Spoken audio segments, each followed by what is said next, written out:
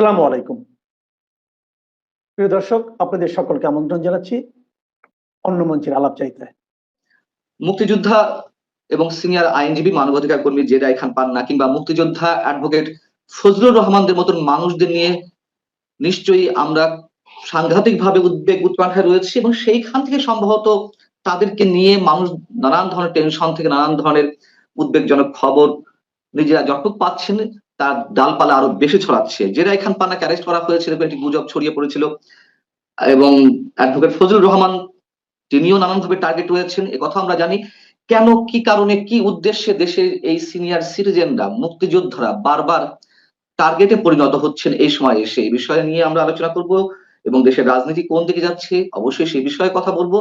এই বিষয়ে আলোচনার জন্য আমাদের সঙ্গে যুক্ত রয়েছেন এই দুইজনেরই অন্যতম মুক্তিযোদ্ধা সাবেক সংসদ সদস্য অ্যাডভোকেট ফজলুর রহমান এবং বিএনপি চেয়ারপারসন উপদেষ্টা। অ্যাডভোকেট ফজলুর রহমান, আপনাকে স্বাগত জানাচ্ছি আমাদের অনুষ্ঠানে। এবং যে কথাগুলো ভূমিকায় বলছিলাম, কেন আপনাদের মতন মুক্তিযোদ্ধারা বারবার টার্গেট রয়েছেন, গুঞ্জন, কখনো গুঞ্জন ছড়াচ্ছে, কখনো গুজব ছড়াচ্ছে আপনাদের নিয়ে, এর কারণগুলো কি? আপনাকে ধন্যবাদ জানাচ্ছি, অসংখ্য ধন্যবাদ যে আপনি আমাকে স্মরণ করেছেন। যারা আমাদের কথা শুনছেন তাদেরকে সালাম জানাচ্ছি, আসসালামু আলাইকুম।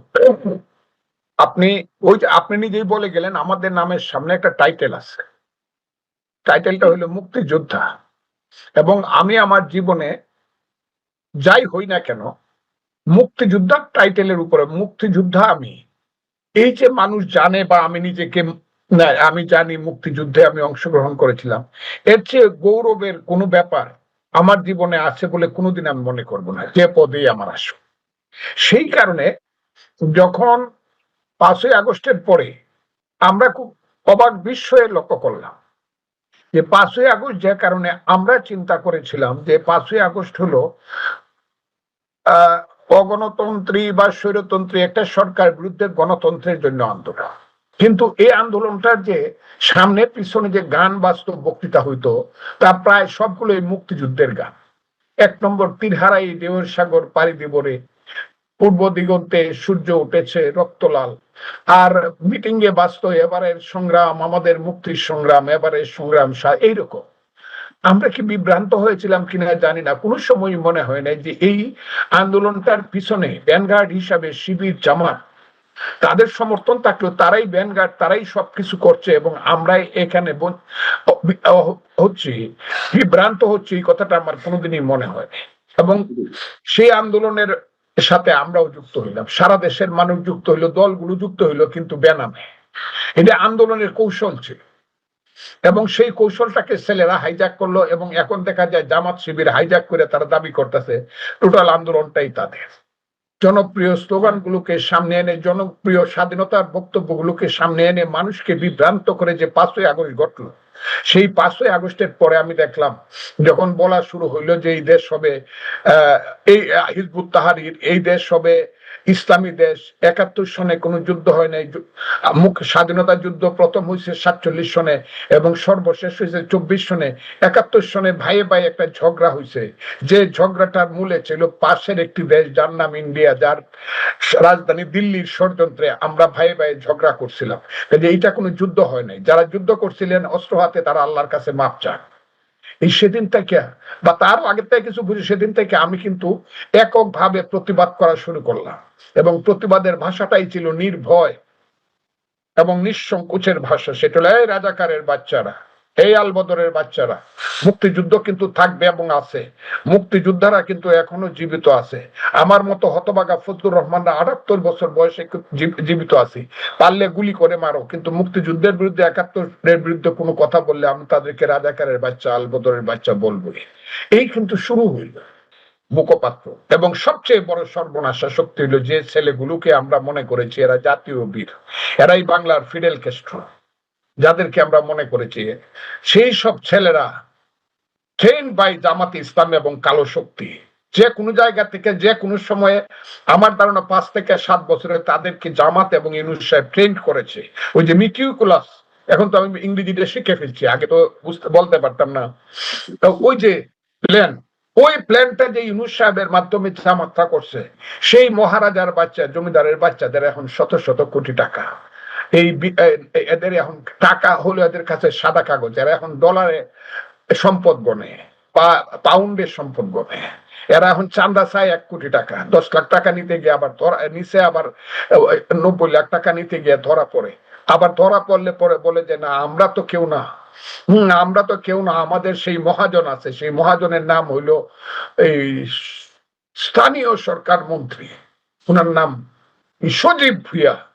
উনি প্রত্যেক দিন ভোরবেলায় গিয়া হাঁসের মাংস দিয়ে নাস্তা করেন ভোরবেলায়, কারণ রাত্রে নাকি ওনার ঘুম হয় না দেশের জন্য। আর ভোরবেলা নাস্তা করতে যদি হাঁসের মাংস না পান, হোটেল বন্ধ হয়ে যায়। উনি সামান্য একটা হোটেল আছে ওই যে গুলশানে, যেখানে নাস্তা করলে 7,000 টাকা লাগে।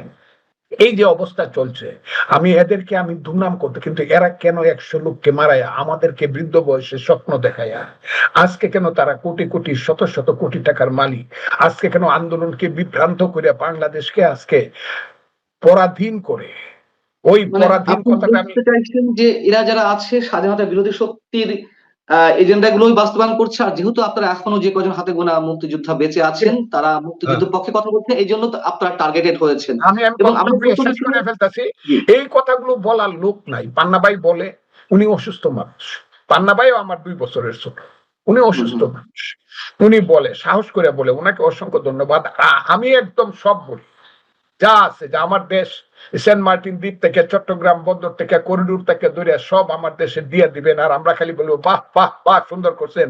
তার সামনে হইলো ইউনুস সাহেব, মধ্যে হইলো জামাত, এই ছেলে, তার সামনে হইলো ছেলেরা, আর পিছন থেকে অন্ধকারের শক্তি জামাত ইসলাম শক্তি যোগাবে।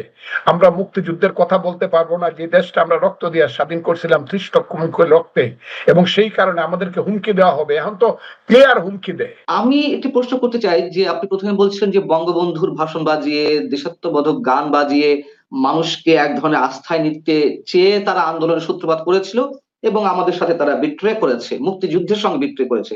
সেই জায়গা থেকে কি আমরা এখন দেখতে পাচ্ছি বঙ্গবন্ধুর মৃত্যু বার্ষিকীতে ঢাকা বিশ্ববিদ্যালয়ে ডিজে পার্টি হয় এবং শোক জানাতে কেউ গেলে মানে স্বাধীনতা যুদ্ধের মহান স্থপতি বঙ্গবন্ধুর জন্য কেউ শোক জানাতে গেলে তাদেরকে আক্রমণের শিকার হতে হয়? এই কারণে কি বিষয়গুলো ঘটছে? আজকে বললেন ফুল দিতে দেয় না, বাধা দেয়, ওই কি ডিজে পার্টি করে, এগুলা করে। ওইগুলো হইলো ওই যে 1757 সনের 3রা জুলাই মির্জাফরের যে লাইন, এই লাইনের লোকেরা, আমার কথাটা খুব বোঝার চেষ্টা করেন, এরা হইলো বাঙালির লাইনের লোক। এবং এদের লাইনটা হইলো শেষ পর্যায়ে আইসা গোলাম আজম, নিজামী, মুজাহিদ, জামাতে ইসলাম, নুরুল আমিন, খাজা খয়রুদ্দিন, এই লাইন, এরা হইলো এই লাইন। এই লাইন যদি সার্ভাইভ করে তাইলে আমরা ইতিহাসে আপাতত মৃত্যুবরণ করে ফেলছি, আরো করব। কিন্তু আমার ধারণা ইতিহাস এই লাইনকে, বাঙালির ইতিহাস এই মির্জাফরের লাইনকে সার্ভাইভ করতে দিবে না। আমি খুব কথাটা খুব দিবে না। এরা কিছু স্লোগান দিবে, গোলাম আজমের বাংলায় অমুকের ঠাই নাই, ওই নিজামীর বাংলায় অমুকের ঠাই নাই, কিন্তু এদেরকে মানুষ বলবে যে এরা হইলো মির্জাফরের বংশধর, এরা হইলো গোলাম আজম স্বাধীনতা বিরোধীদের বংশধর। এই কথাটা স্বাধীনতা বিরোধী শক্তির একটা আস্ফালন বা তাদের নতুন পরিকল্পনা তো রয়েছে, কিন্তু একটা দৃশ্যমান সরকার, একটা অস্থায়ী নির্দলীয় অন্তর্বর্তী সরকার, তারা কিভাবে এটিকে প্রশ্রয় দিচ্ছে? বঙ্গবন্ধুর মতন একজন ব্যক্তিত্ব এবং তার পরিবারের সদস্যরা নিহত হলেন, মানুষ শোক পালন করতে পারবে না, আইন শৃঙ্খলা রক্ষাকারী বাহিনীর ঠেকানো হবে। উল্টো যাদের কথা আপনি বলছেন যে মির্জাফরের বংশধর বা মির্জাফরের লাইনের লোকজন, তাদেরকে প্রোটেক্ট করবে, তারা যা চাইবে সেগুলোই বাস্তবায়ন করবে আইন শৃঙ্খলা রক্ষাকারী বাহিনী সরকারের ঊর্ধ্বতন কর্তৃপক্ষের নির্দেশে। এটির ব্যাখ্যা কি? আপনি যার কথা, সরকারের সেই সরকারের প্রধান নেতার নাম হলো জনাব অধ্যাপক মোহাম্মদ ইউনূস সাহেব, যাকে আমি বলতাম 10 জন প্রধানমন্ত্রীর চেয়ে উঁচু ব্যক্তি। কিন্তু এখন দেখা যাচ্ছে উচ্চতা ঠিকই উঁচু আছে, ওই নোবেল পুরস্কার পাইছে, সবকিছু আছে, কিন্তু তার মানসিক অবস্থাটা হইলো ওদের সাথে, এবং উনি ওদের দাগে পড়বেন। উনার সিএসটা ওই দাগে হবে, মির্জাফরদের দাগে হবে। এখন পর্যন্ত আমি যেটা বুঝতে পারছি, কারণ তার বংশের কেউ মুক্তিযুদ্ধ করেনি। তার বাবার নাম জানি আমি, তার দাদার নাম জানি, তার ভাইদের নাম জানি, তার ভাইয়ের ছেলেদের নাম জানি, তার মেয়েদের নাম জানি, সব জানি আমি। তার বাপ যে সৌদাগর এটা জানি, উনি যে কিভাবে এই যে গ্রামীণ ব্যাংক করছে, কিভাবে চট্টগ্রাম বিশ্ববিদ্যালয়, এগুলো সব যেহেতু আমি ছাত্রলীগের প্রেসিডেন্ট সেক্রেটারি ছিলাম 76 সন থেকে ধরে, আমি সব জানি। জানি বলে আমি বলতেছি, উনাকে আমি মনে করছিলাম উনি একজন মহান মানুষ, হ্যাঁ মহান মানুষও, কিন্তু উনি মুক্তিযুদ্ধের বিরুদ্ধে মানুষ। উনি জীবনে কোনোদিন এর আগে শহীদ মিনারে যায় নাই, জীবনে কোনোদিন উনি স্মৃতিসৌধে যায় নাই, জীবনে কোনোদিন উনি বাংলাদেশের মানুষের মুক্তি সংগ্রামের সাথে যুক্ত হয় নাই। উনি এটা আমি মনে করছিলাম তাইলে উনি মধ্যস্থলে আসে, এখন দেখি না, উনি ইচ্ছাকৃত ভাবে যায় নাই, এবং বাঙালি এবং বাংলাদেশের মানুষের মুক্তি সংগ্রামে তার বিরোধিতা ছিল, মনে মনে অবদান তো ছিলই না। এখন যখন সুযোগ পাইছে তখন উনি নিজে কিছু করেন আর অন্যদেরকে দিয়া কিছু করান, এবং জামাতের উপরে নির্ভর করে উনি করেন। কাজে আমি ওনাকে বলবো, তারা আর ওই যে আপনি বলবেন ওই যে ছেলেপেলেরা, এই ছেলেপেলেরাও জামাতেরই মুখপাত্র, এবং তাদেরকে জামাত ট্রেনিং দিছে বিভিন্ন ভাবে। আমি ওই দিন একটা কথা বলছি যে 4টা ছেলের নেতা বানাইছে ছাত্রলীগের 20 লক্ষ টাকা দিয়া। এর মধ্যে ওই যে মহান ব্যক্তিরা এখন যারা আছে, আমি নাম নাইবা বললাম, 20 লক্ষ টাকা দিয়ে বানাইছে, এবং টাকাটা সাপ্লাই করছে একটা রাজনৈতিক দল। এই যে একটা মুনাফিকি শুরু হয়েছে বাংলাদেশের রাজনীতিতে, বিএনপির ভিতরে ঢুকে আছে অনেক, তাদের খালাতো ভাইরা সব ঢুকে আছে। কাজে এই দেশে তাই হবে। তবে একটা জিনিস খুব সুবিধা হয়েছে, শেখ হাসিনা গিয়া, শেখ হাসিনা মুক্তিযুদ্ধ কইয়া দুর্নীতি করছে তার সরকার, অত্যাচার করছে তার সরকার, জেলখানা নিচ্ছে তার সরকার, নির্বাচন দেয় না, সে গণতন্ত্রকে হত্যা করছে। শেখ হাসিনাকে একটা জিনিস ভালো হয়েছে, এই দেশে কারা মুক্তিযুদ্ধের পক্ষে আর কারা হলো রাজাকারের পক্ষে, জিনিসটা খুব পরিষ্কার হয়ে গেছে, এবং এটা একটা ফাইনাল খেলা হবে বাংলাদেশে।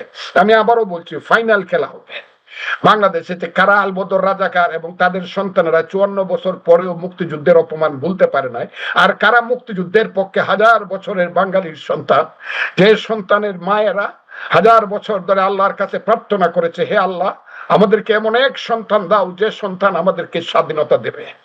হাজার বছর ধরে বাংলার হিন্দু মায়েরা তুলসী তলায় প্রদীপ জ্বালিয়ে ভগবানের কাছে প্রার্থনা করেছে, হে আল্লাহ হে ভগবান আমাদেরকে এমন এক সন্তান দাও যে সন্তান আমাদেরকে বিদেশিদের অত্যাচার থেকে মুক্তি দেবে। শেখ হাসিনা না থাকতে পারে, অন্য কেউ না থাকতে পারে, আবার নতুন করে জন্ম নিছে জেডাই খান পান্নারা, জন্ম নিছে আবার মুক্তিযোদ্ধারা, হাজারে হাজারে যোগাযোগ করে। ফজলু ভাই একটা খালি ডাক দেন, একটা খালি কথা বলেন, ফজলু ভাই আপনারা কথা বলেন না কেন?